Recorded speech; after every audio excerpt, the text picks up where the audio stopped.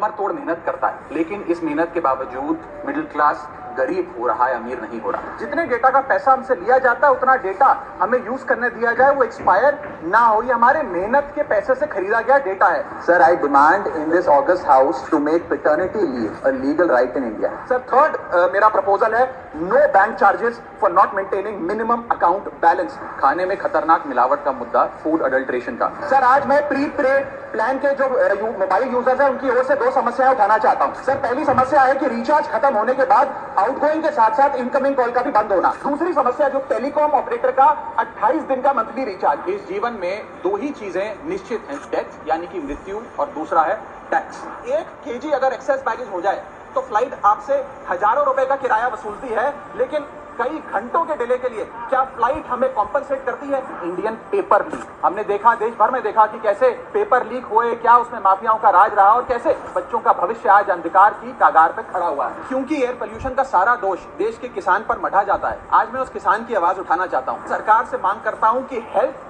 और life insurance पर कम से कम हम जीएसटी ना लगाएं। ये कोई लग्जरी गुड या लग्जरी प्रोडक्ट नहीं है। सर, आज एयरपोर्ट्स पर खाना इतना महंगा है, क्या इस पर कोई रेगुलेशन नहीं होना चाहिए? क्या कोई अफोर्डेबल कैंटीन का मैकेनिज्म नहीं होना चाहिए?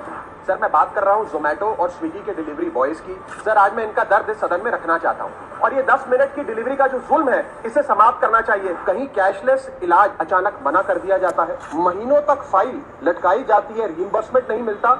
और आज मैं उन्हीं सिटीजन्स की जो टोल प्लाजा पे हैरेसमेंट फेस करते हैं उनका मुद्दा आपके सामने रखना चाहूंगा कि फुल कॉस्ट रिकवरी के बाद भी टोल वसूला जाता है 20-20, 30-30 साल तक। जब आप बैंक को पूरे विश्वास के साथ अपना डेटा देते हैं, क्या बैंक आपके डेटा को सुरक्षित रख पाता है?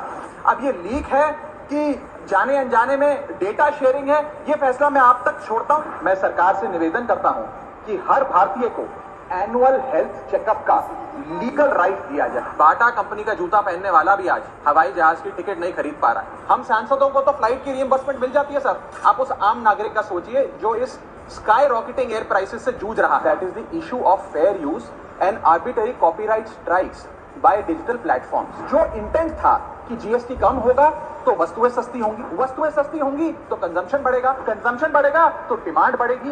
ये हुआ नहीं, और ये इसलिए नहीं हुआ सर क्योंकि प्राइवेट कंपनियों ने इस मुनाफे को जनता को नहीं सौंपा।